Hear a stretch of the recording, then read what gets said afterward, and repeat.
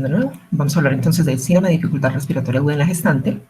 Vamos a comenzar entonces por recordar unos detalles de los cambios fisiológicos que se dan en la gestación con respecto al sistema respiratorio, que van a ser muy importantes para todo lo que tiene que ver con los cambios que nos va a generar después esta patología. Bueno, entonces vamos a recordar que el diafragma, por el ascenso del útero, nos va a ascender también más o menos unos 4 centímetros, que el tórax se va a ensanchar aproximadamente unos 2 centímetros en su sentido transversal. El ángulo subfrénico nos va a aumentar de más o menos unos 68 grados a unos 103, 103.5 grados, y la circunferencia torácica aumenta a aproximadamente unos 5 a 7 centímetros. Es un efecto entonces como de aplastamiento en sentido eh, cefalocaudal y un ensanchamiento entonces en sentido lateral IAP. Esto nos va a dar unas modificaciones en cuanto a la mecánica ventilatoria. Entonces recordemos la curva de capnografía. Vamos a recordar entonces sobre todo los cambios en el volumen corriente, que va a estar aumentado, ¿sí? Vamos a tener un menor volumen de reserva y en general la capacidad residual funcional va a estar disminuida. La capacidad total va a estar casi igual, puede disminuir más o menos un 5% con respecto a la población no gestante, ¿sí? Pero recordar entonces sobre todo ese volumen corriente aumentado que vamos a tener en la gestación.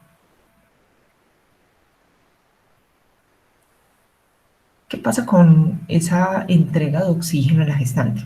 El oxígeno que se inspira excede normalmente los requerimientos que tiene normalmente el organismo. Entonces eso hace que la diferencia arteriovenosa de oxígeno se disminuya, o sea, la sangre normalmente está más oxigenada, tenemos una mayor saturación arterial de oxígeno, el requerimiento de oxígeno igual va a estar aumentado. Se calcula pues que en un embarazo simple puede haber un aumento de más o menos el 20%, pero si es múltiple le agregamos otro 10% a ese aumento de los requerimientos. Y en el momento del parto puede llegar del 40 al 60%. Y hay también unas adaptaciones en cuanto al equilibrio ácido-base. Entonces tenemos por una parte esa disnea fisiológica que depende mucho de la parte del aumento del, del volumen corriente y de la frecuencia respiratoria, que lo que va a hacer es barrer con todo ese CO2, pero aumentar la presión, disminuir la presión de CO2, y eso nos va a hacer una disnea fisiológica paradójica. También tenemos la acción central de la progesterona, que lo que hace es como disminuirnos el umbral de sensibilidad al CO2. Y está pues todo lo del efecto Ori, el efecto Aldane, que conocemos pues de la mecánica ventilatoria de la gestante, que es ese aumento del pH, esa alcalosis respiratoria, que después el bicarbonato lo que hace es eliminarse por la orina ante ese aumento de la afinidad de la hemoglobina por el oxígeno. Y ya después, mediante una nueva caída del pH y la acción del 2,3-difosfoglicerol, se facilita la entrega de oxígeno en el lecho placentario. ¿Qué pasa entonces también con esa entrega de oxígeno en el feto y un posible mecanismo de hipoxemia?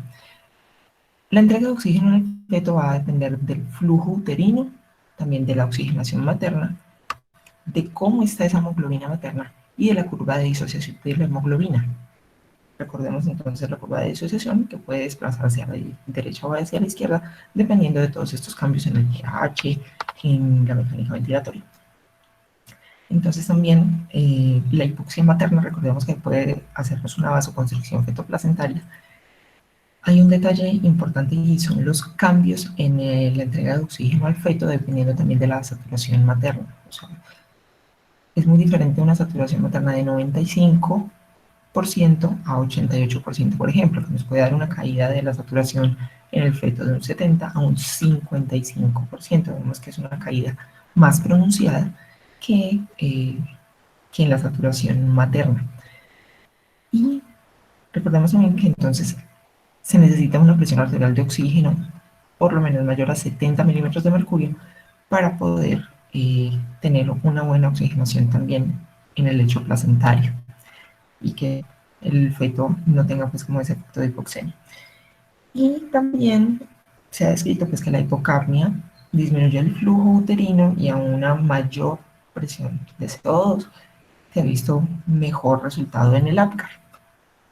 Entonces, vamos a definir inicialmente qué es un síndrome de dificultad respiratoria aguda.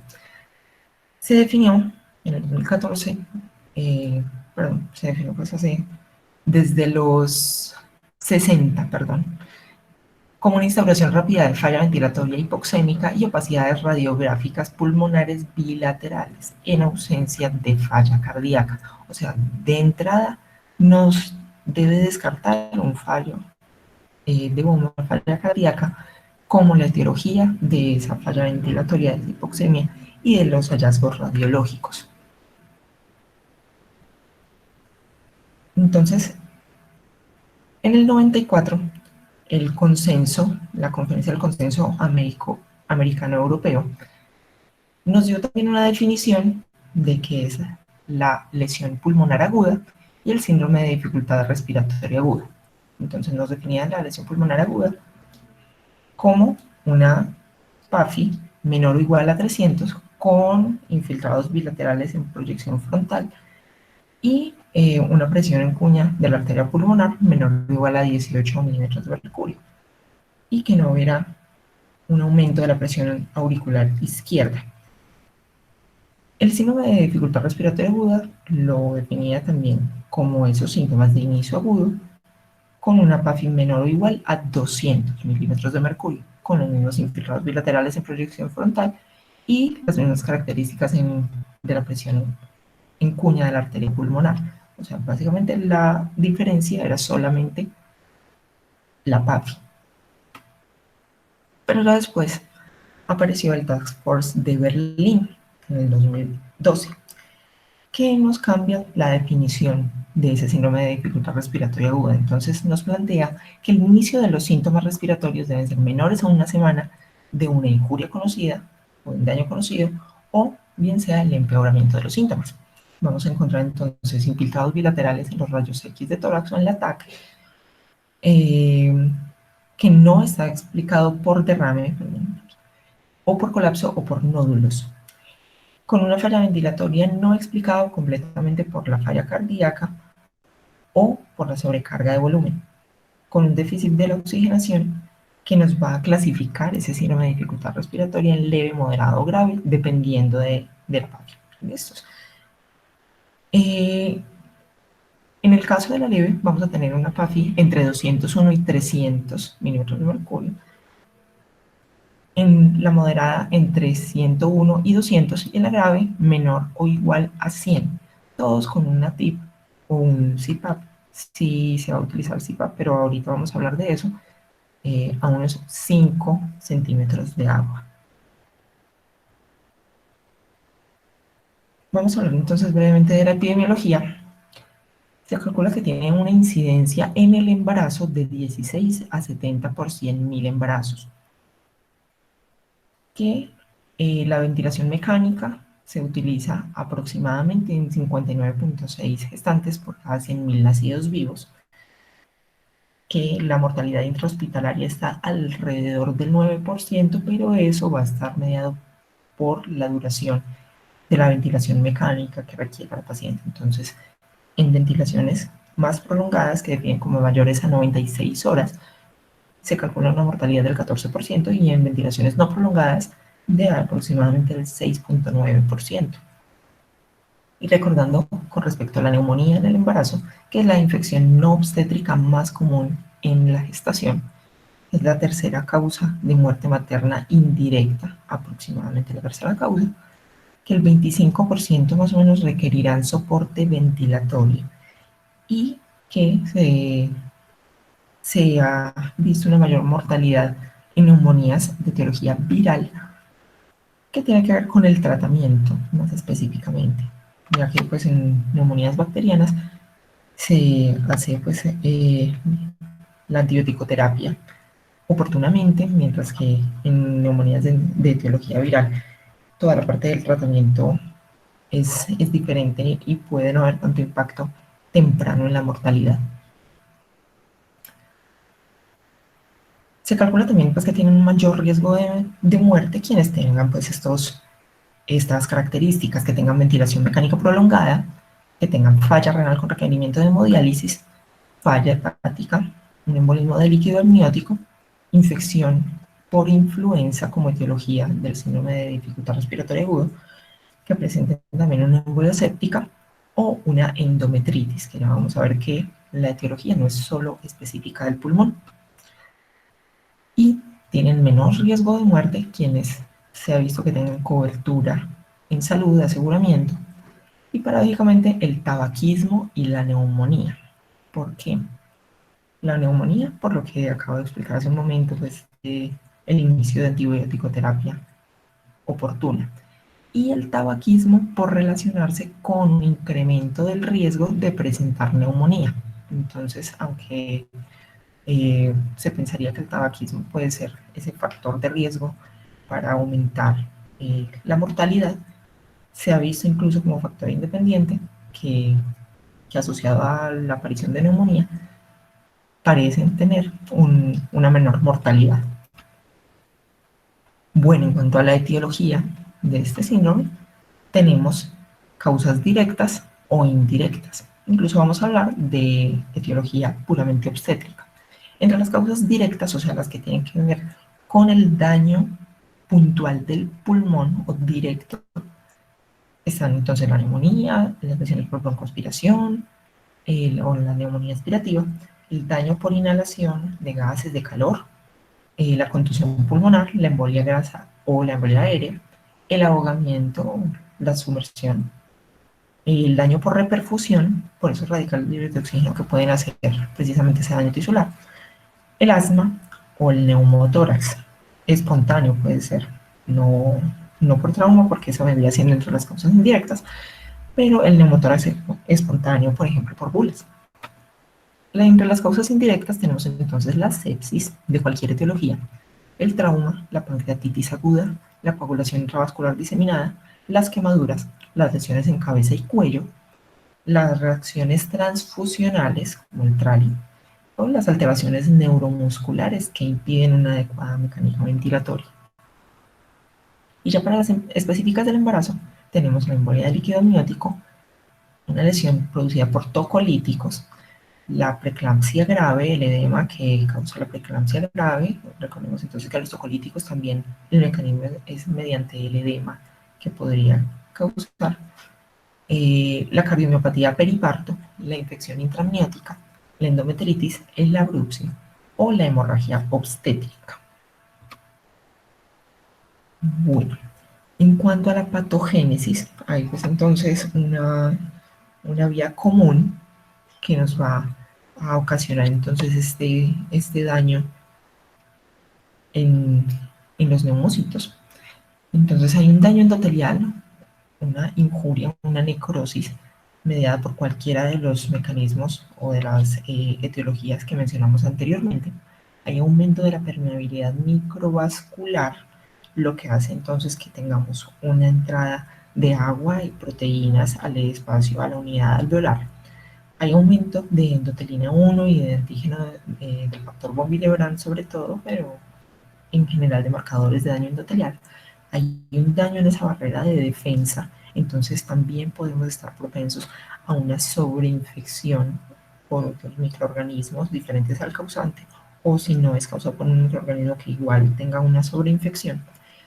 Un daño en los neumocitos tipo 2, entonces falta esa transferencia de sodio y agua desde la unidad alveolar, entonces se acumula ahí una alteración en la producción del surfactante, un colapso alveolar y finalmente una hipoxemia.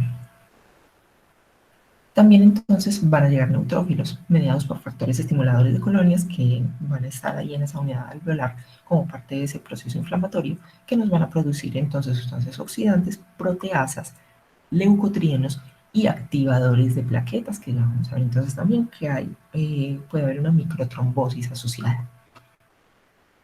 Entonces, aquí tenemos un pulmón sano, una unidad alveolar de un pulmón sano, con su epitelio íntegro, sus neumocitos tipo 1 y tipo 2, sus macrófagos alveolares funcionantes. Aquí tenemos fibroblastos en la matriz y aquí tenemos el capilar, con entonces sus elementos formes. En la fase exudativa del síndrome de dificultad respiratoria aguda, ¿qué pasa? Entonces tenemos una pérdida de esa integridad de, del epitelio. Tenemos paso del líquido intersticial, tenemos una acumulación, un encharcamiento dentro de la unidad alveolar. Hay una discontinuidad, un daño también del epitelio de, del, de los tubos respiratorios, de las vías de conducción. Tenemos entonces también ese daño en los neumocitos tipo 2 que nos impiden, que nos afectan la producción de surfactante. Eso también se traduce en un daño endotelial, vamos a tener microtrombosis, ¿sí? Y se va a activar pues toda esa cascada inflamatoria, va a haber una apoptosis también de los neumocitos. Ya en una fase proliferativa, lo que vamos a tener es toda esa cascada inflamatoria que sucede entonces a esos factores estimuladores de colonias que van a migrar entonces todas esas células para mediar esa inflamación. Hay una relativa restitución de la barrera y del epitelio del alvéolo, pero entonces también va a haber migración y proliferación de fibroblastos. Y eso nos salta a la otra fase, que es la fase fibrótica, que lo que hace es, mediante esa proliferación de los fibroblastos y esa matriz extracelular, se va a formar entonces ahí el foco de fibrosis. Va a haber entonces también un daño de la membrana basal que va a hacer entonces que ese alvéolo no sea funcional, no pueda producir adecuadamente el surfactante y todo lo que tiene que ver con daño de barrera. Recordemos que este daño que se va a presentar no es homogéneo, es, puede ser por áreas del pulmón, entonces puede haber áreas con adecuada ventilación y adecuada perfusión y áreas fibróticas. Entonces, ¿qué vamos a hacer? Lo más importante es identificar la causa del síndrome de dificultad respiratoria aguda. Ya identificada la causa, habría que hacer entonces el tratamiento específico para dicha causa, que puede ir desde el soporte ventilatorio, desde el control de las cifras tensionales. Recordemos entonces que las etiologías pueden ser directas o indirectas o esas propias de la gestación.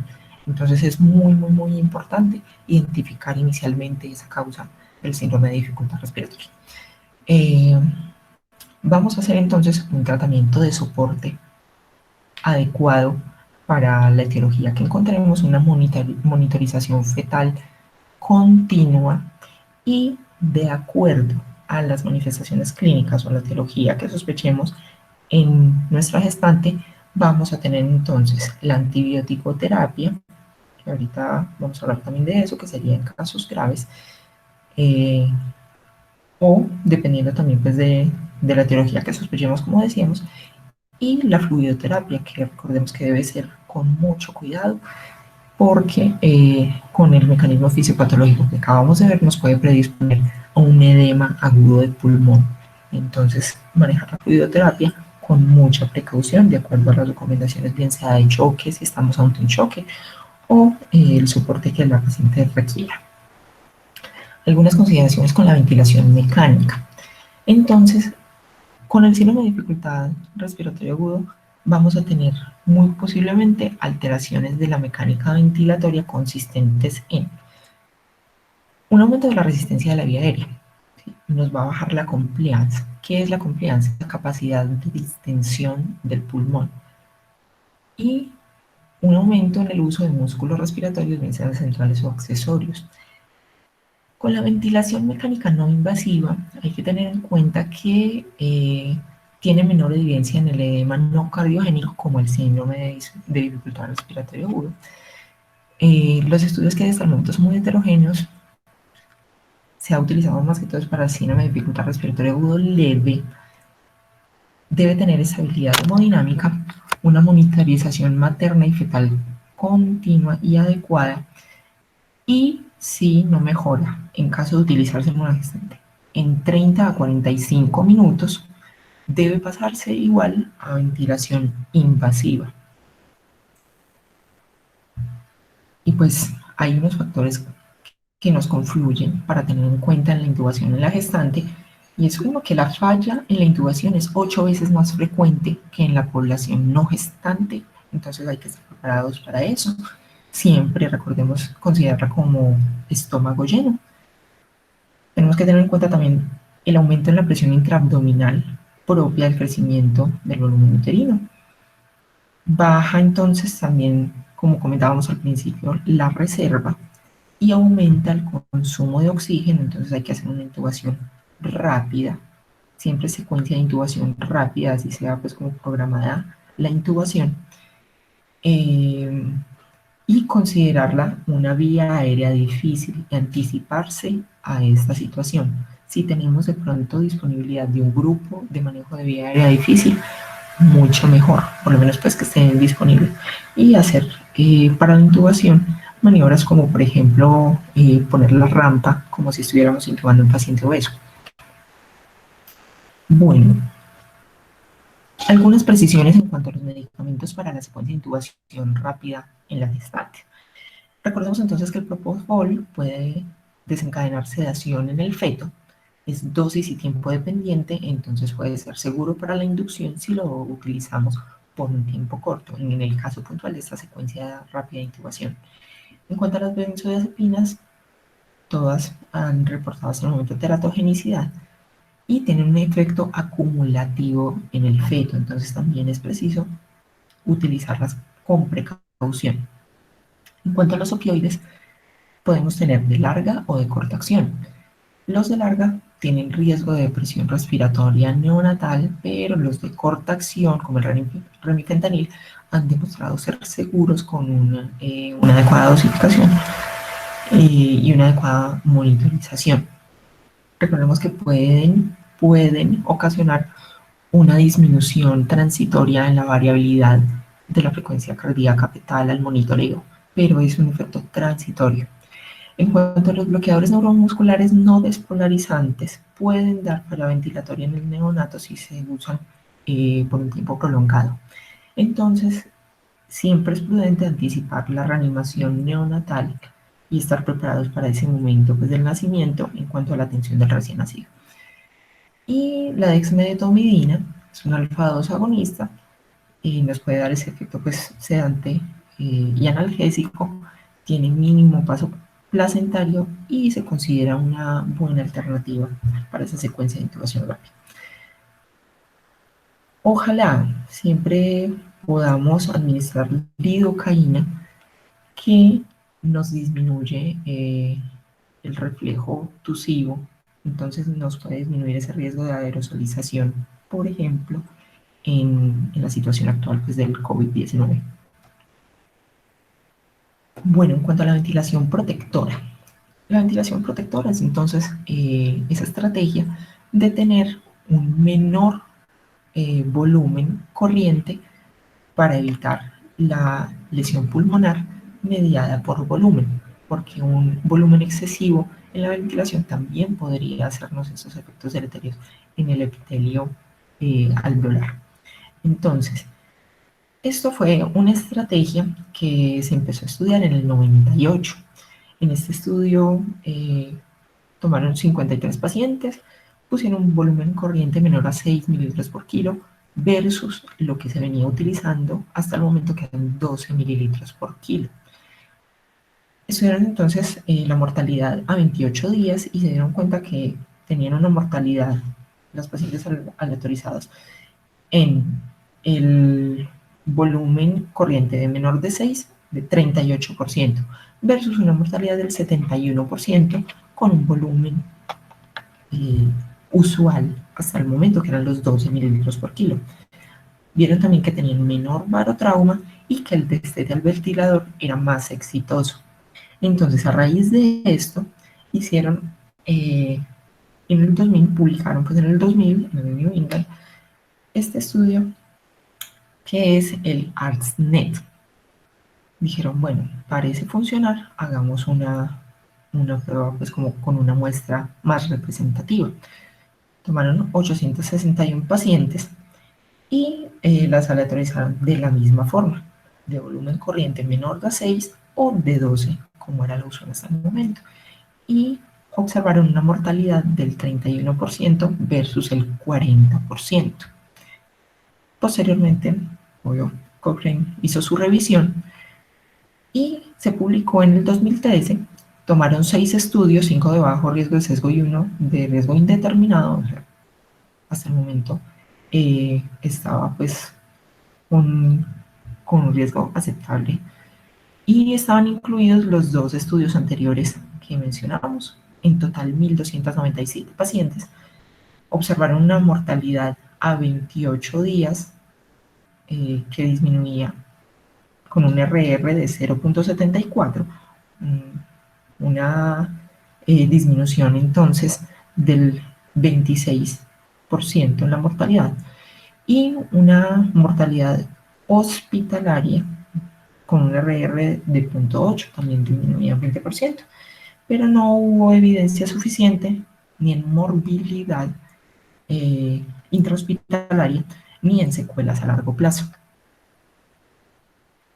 Bueno, en cuanto al manejo de la PIP, hay pues múltiples tablas que nos indican de acuerdo a los requerimientos de la FIO2 cómo debemos manejar la PIP o de acuerdo al incremento de la PIP cómo debemos manejar la FIO2. Pero eso también hay que manejarlo con cuidado porque de acuerdo a la etiología que tengamos del síndrome de dificultad respiratoria agudo, esto puede variar. No tiene que ser pues como un aumento de acuerdo a lo que tengamos en las herramientas como estas tablas. Entonces, con lo del manejo de esa PIP, eso también pues se ha estudiado. Tenemos aquí entonces un metaanálisis realizado, publicado en el 2014, que incluía 3 estudios, en total 2.299 pacientes, que se veía entonces que o sea, la PIP lo que hace es un aumento en la capacidad funcional residual, porque lo que hace es un reclutamiento en las áreas colapsadas del pulmón, es esa presión constante que se aplica para no dejar colapsar algunas áreas del pulmón, esa presión pico al final de la expiración, que está disminuida en la gestación, esa capacidad funcional residual. ¿Sí? Entonces, eh, con lo de la PIP, lo que se hace es tratar de reclutar lo que ya está colapsado, pero hay que tener mucho cuidado también en no hiperinsuflar áreas que no están colapsadas, porque ahí también puede haber un daño. Entonces, en este metaanálisis, simplemente son resultados de población general no gestante.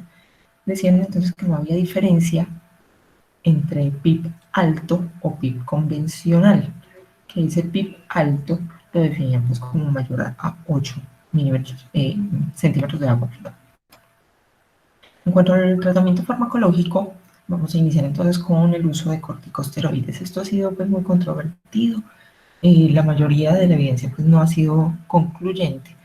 Me llamó la atención pues este estudio, este metaanálisis, que incluía 9 estudios, 648 pacientes en total, con metilprednisolona menor a 2.5 miligramos kilo día.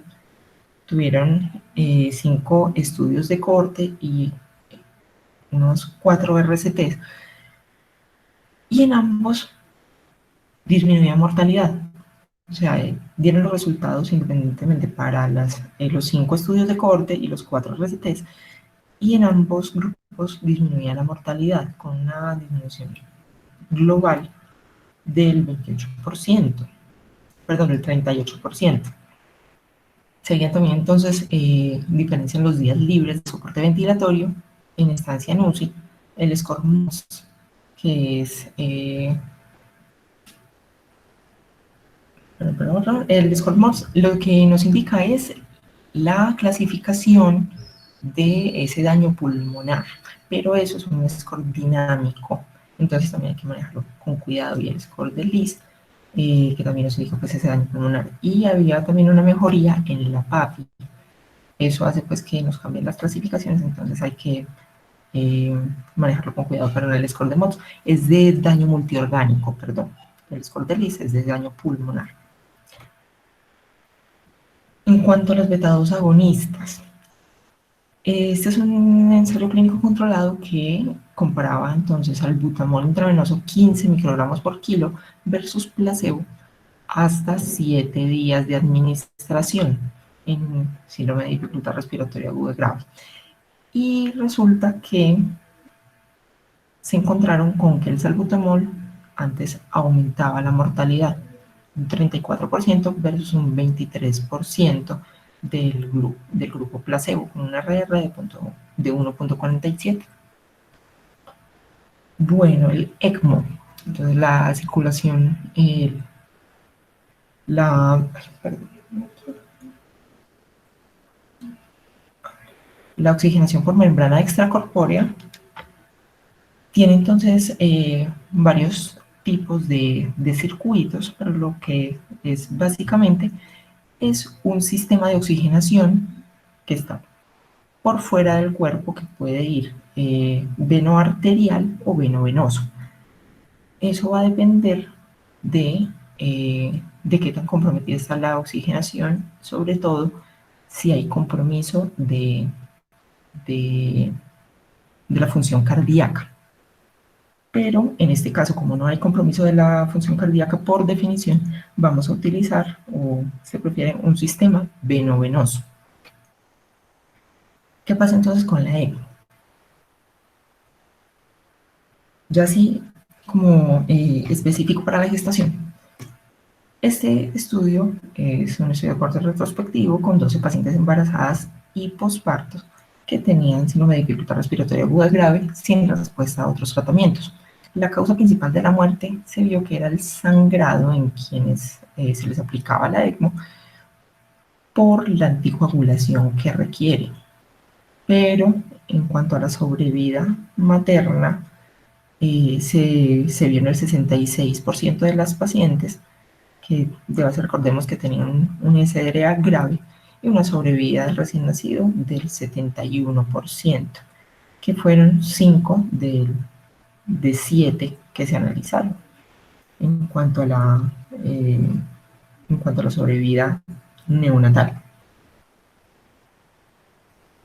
Y este estudio de cohorte también que se hizo en cuanto a la infección por H1N1, esto es extrapolando entonces de la pandemia de H1N1, hicieron un pareamiento por puntaje de propensión 1:1, con 123 pacientes con SDRA por H1N1. Se vio que la edad, el lactato y la presión plató eran directamente proporcionales a la mortalidad. ¿Qué pasa con esa presión plató? Recordemos que nos habla de la elastancia, o sea, lo contrario a la compliance, esa capacidad del pulmón de volver a su volumen previo a la inspiración. 18 embarazadas o posparto estaban incluidas en esa muestra de 123 pacientes, con una sobrevida de 14 de ellas, del 78% entonces de la muestra. Ahí tuvieron pues entonces un aumento, una mejoría en la sobrevida, pero en cuanto a la mortalidad en general, o sea, de la población general, no vieron diferencias. Bueno, vamos a hacer entonces una revisioncita específica entonces para COVID-19 en la gestante. Vamos a arrancar entonces definiendo qué es un caso. Podemos tener casos sospechosos, probables o confirmados, de acuerdo entonces al consenso colombiano de la Asociación Colombiana de Infectología. Un caso sospechoso lo vamos a definir como sintomático o asintomático. Los casos sintomáticos, ¿cómo lo vamos a definir? Con síntomas respiratorios que tenga 2 o más de los siguientes, como tos, dificultad respiratoria, odinofagia, fatiga o adinamia. Puede tener o no fiebre mayor o igual a 38 grados centígrados y uno de los siguientes, que tenga contacto sospechoso o probable o que resida o que haya viajado a zona de circulación en los últimos 14 días, recordemos que nuestro país ya es zona de circulación, o imágenes en vidrio esmerilado periférico o consolidaciones bilaterales, que es ese patrón que han definido como patrón COVID en los hallazgos radiográficos, o síntomas que empeoran o persisten desde los 8 días. Esto va a ser importante recordarlo más adelante. O si es asintomático, lo definimos como un contacto estrecho con caso confirmado dentro de los últimos 14 días. Un caso probable con o sin síntomas, eh, que tenga una prueba rápida positiva o una PCR no concluyente, o ya un caso confirmado que puede tener o no síntomas con una prueba molecular o genómica positiva, que en nuestro caso es entonces la PCR como prueba gold standard. ¿Qué vamos a hacer entonces?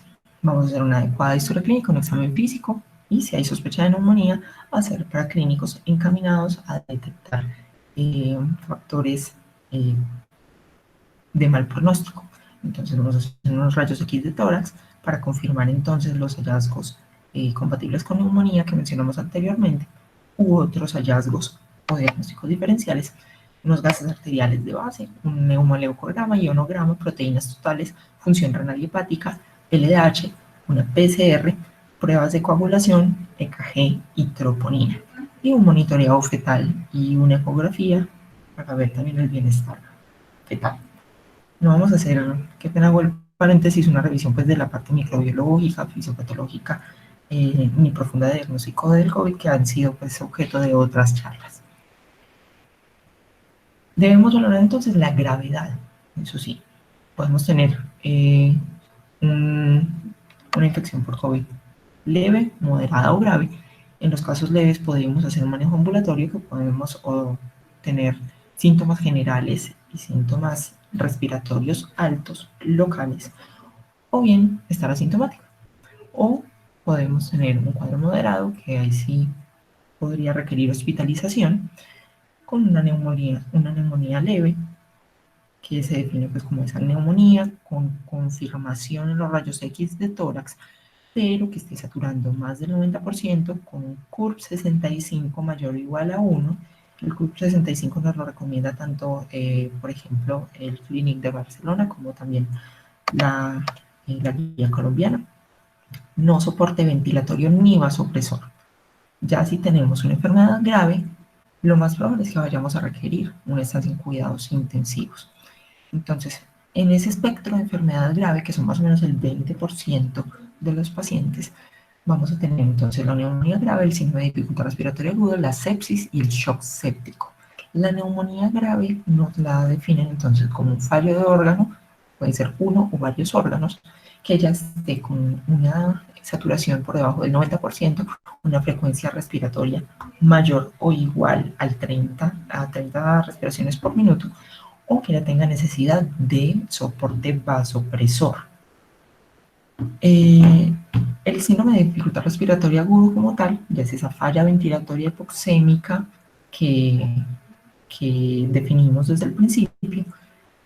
Recordemos clasificarla en su gravedad de acuerdo a los criterios de Berlín y con infiltrados bilaterales en esos rayos X de tórax.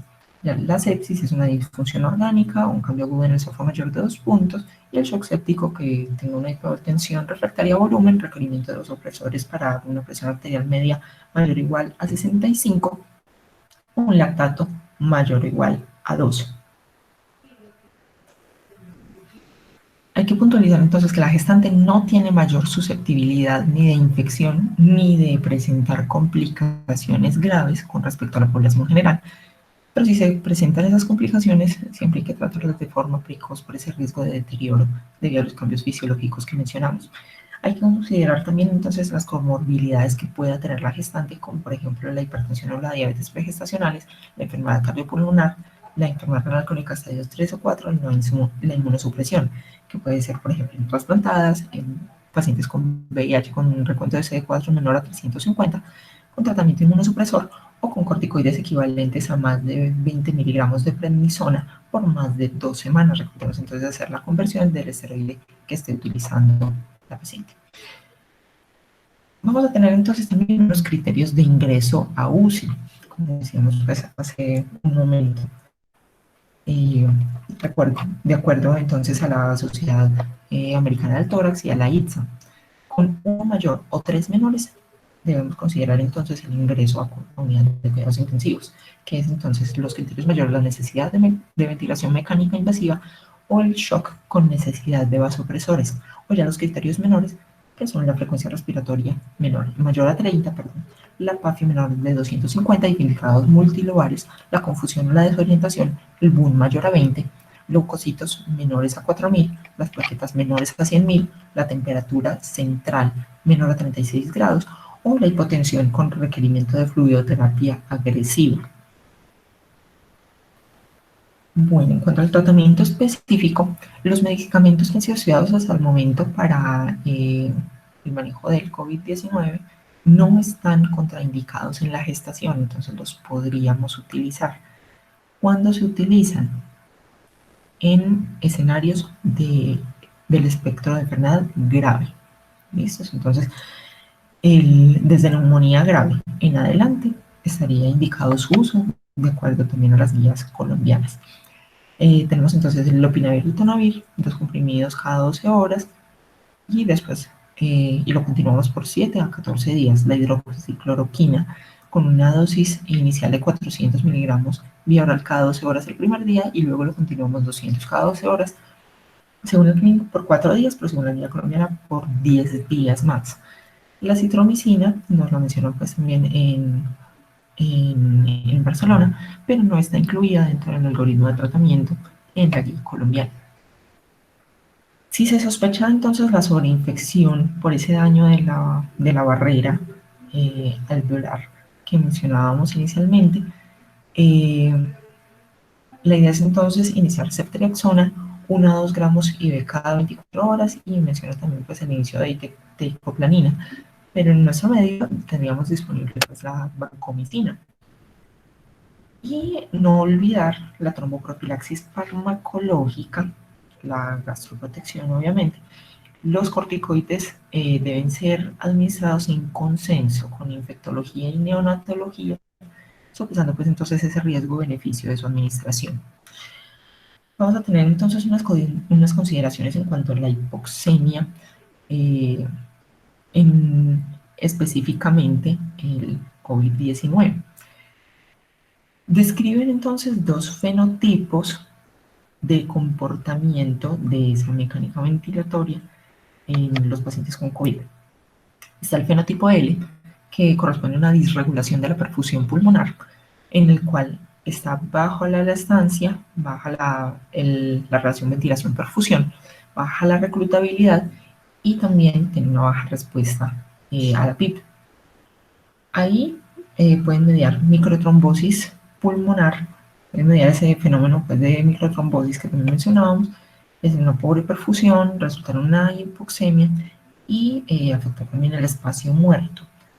Puede, por ese mecanismo, también pasar al otro fenotipo, que es el fenotipo H, que es correspondiente más a un edema pulmonar o un colapso SDRA-like, en el que la elastancia está aumentada, el flujo de derecha a izquierda está aumentado, también la reclutabilidad y la respuesta a PIP. Entonces tenemos pues como dos fenotipos de la enfermedad. La mayoría van a estar en fenotipo L. También el estímulo respiratorio, recordemos que no va a depender de una única causa, va a tener entonces el influjo de la hipoxemia, va a depender esa hipoxemia del volumen corriente, del delta de tensión y elongación del pulmón, y al mejorar la FiO2 puede mejorar esa relación ventilación-perfusión. Recordemos que el virus tiene un neurotropismo ya descrito por centros cardiorrespiratorios, por eso a veces se puede presentar como un colapso cardiorrespiratorio, puede generar delirium, alteraciones en la cognición y anosmia. También podemos tener ese estímulo respiratorio mediado incluso por el mismo edema pulmonar, que hay un aumento del trabajo respiratorio elástico, de la frecuencia respiratoria, y la idea es hacer una regulación mecánica de esa frecuencia respiratoria. Y también vamos a tener un estímulo metabólico. En cuanto al curso de la enfermedad, se describen también tres tipos de cursos, o tres presentaciones. El curso hiperagudo, que cursa con una hipoxemia grave y una disnea importante, que requiere por lo general una intubación inmediata. Esta es la relación entonces entre gravedad y tiempo. Este tipo de curso está entonces situado a este lado de la curva.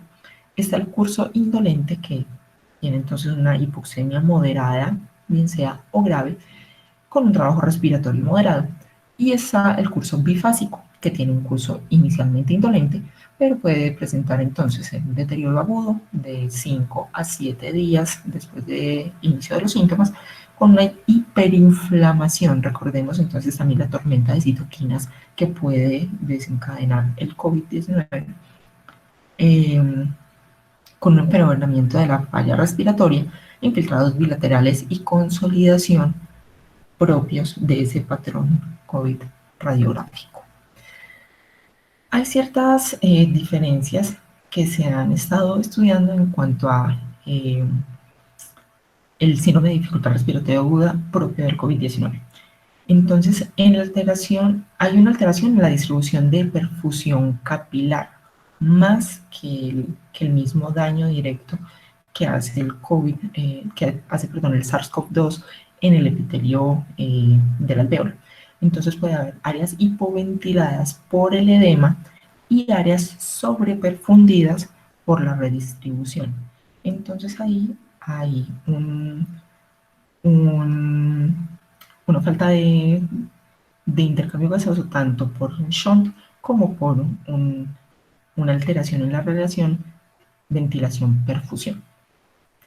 Y hay también entonces un edema que tiene que ver con la lesión pulmonar autoinducida por el paciente ante el aumento de la presión negativa intratorácica y a un aumento de la permeabilidad de esa barrera que está dañada. Y hay que hablar entonces también de la hipoxemia feliz. ¿Qué es la hipoxemia feliz? Es una hipoxemia grave sin disnea. Eso tiene pues varios mecanismos. Hay una disociación entre la oxigenación y el aclaramiento de CO2. Normalmente, ¿a qué se puede deber? Hay un shunt fisiológico, como decíamos, o un desajuste en la ventilación-perfusión, una compliance preservada, hay una falta del espacio muerto y puede haber una vasoconstricción hipóxica disfuncional, aunque esto no está muy claro hasta el momento. ¿Qué es esto de la vasoconstricción hipóxica disfuncional? Que cuando hay un área hipoventilada en el alvéolo se hace una vasoconstricción y se redistribuye el flujo hacia áreas mejor ventiladas. Pero entonces parece ser que en este fenómeno de hipoxemia feliz no funciona muy bien ese mecanismo. Se considera que responden bien tanto a ventilación mecánica no invasiva como a cánula nasal de alto flujo, como a pronación en paciente despierto. Recordemos entonces que la cánula nasal de alto flujo no está muy recomendada en infección por SARS-CoV-2 por ese riesgo de aerosolización. Y la ventilación mecánica no invasiva, hay que tener en cuenta también un posible paratrauma. Entonces, ¿cómo se hace esa transición de fenotipo entre esos fenotipos L y H que mencionábamos hace un rato? Baja el intercambio gaseoso, baja la elastancia, o sea, esa capacidad de volver del pulmón, aumenta el trabajo respiratorio, puede haber esa lesión pulmonar autoinducida por el paciente, por ese trabajo respiratorio aumentado, aumenta la presión esofágica, aumenta la presión transpulmonar, hay una fuga capilar y eso se traduce en un edema pulmonar que viene siendo un círculo vicioso de lesión pulmonar. Bueno, para la evaluación del riesgo vamos a tener en cuenta entonces la saturación. La meta es que tengamos una saturación entre 90 y 94%. Si ya llegamos al tope en el escalamiento de nuestro manejo, vamos a hacer un manejo paliativo, porque también es válido. Si tenemos una FIO2 mayor al 40% y todavía no estamos en el tope de nuestro manejo, vamos a evaluar el trabajo respiratorio. Si es un trabajo respiratorio bajo, podría ir a CPAP o una máscara de no reinhalación, teniendo en cuenta las consideraciones que ya mencionamos en cuanto a la presión. Y si tiene un trabajo respiratorio alto, ¿qué vamos a hacer? Entonces vamos a intubar, a proporcionar ventilación mecánica invasiva y vamos a medir la presión de distensión, que es esa presión entre la PIP y la presión plató, con unas metas de saturación entre 90 y 94%, una presión de oxígeno mayor o igual a 8 kilopascales, una PCO2 menor a 6, un pH mayor a 7,3, una presión plató menor o igual a 28.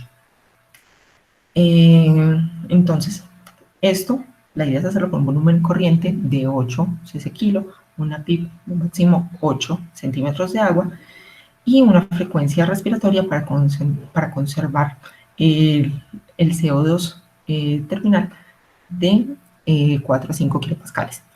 Y entonces vamos a evaluar la presión de distensión que esté menor a 15 centímetros de agua. Sí, seguimos con nuestro volumen corriente a 8.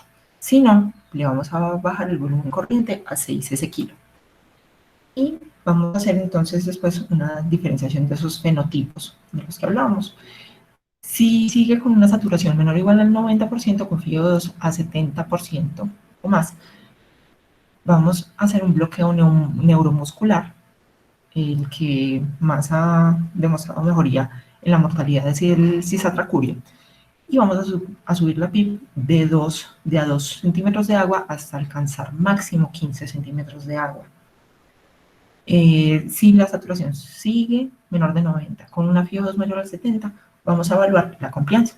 Si está mayor o igual a 40 centímetros de agua, la paciente es candidata a pronación. También podemos hacer pronación en la gestante, les va muy bien. Y si no, considerar entonces hacer otro modo ventilatorio que es con liberación de presión. En cuanto a la pronación, hubo un estudio que se llama el PROSEBA, que se publicó en el 2013 en el New England, que aleatorizaba a 466 pacientes entre pronación y dejarlas en supinación. Era que estuvieran intubados menos de 36 horas, que llevaban pues menos de 36 horas intubados con un síndrome de dificultad respiratoria agudo grave y que se administrara pronación por mínimo 16 horas diarias. Y sí, efectivamente vieron una disminución de la mortalidad a 28 días con un HR de más o menos el 40, perdón, el del punto 4. O sea, había una disminución importante de la mortalidad. Y bueno, ya si tenemos hipoxemia refractaria, a pesar del manejo, con cualquiera de las dos estrategias que pueden ser intercambiables entre sí, por más de 6 horas o antes si hay deterioro, veríamos entonces si la paciente es candidata a ECMO. Sí, administramos entonces o vemos la posibilidad de tener una ECMO venovenosa y si no, revisar las metas y las estrategias que nos hemos planteado hasta el momento. Finalmente, unas recomendaciones de la Asociación Colombiana de Infectología, y es que en la gestante podemos ofrecer pronación si la PAFI está menor de 150. No se recomienda la ventilación mecánica no invasiva, ellos no la recomiendan pues por ese riesgo de barotrauma. Que las indicaciones y los modos de ventilación mecánica son similares a la población general, se pueden utilizar perdón, los mismos modos ventilatorios. Tratar de evitar la hipo y la hipercapnia, realizar un monitoreo fetal diario si tenemos un feto mayor a 28 semanas y hacer una evaluación del crecimiento y del líquido amniótico. No especifican pues que se tenga que hacer con una frecuencia mayor o con un protocolo diferente a lo que normalmente tenemos pues de la vigilancia del crecimiento. Muchísimas gracias. ¿Tienen de pronto alguna inquietud? ¿Algún comentario?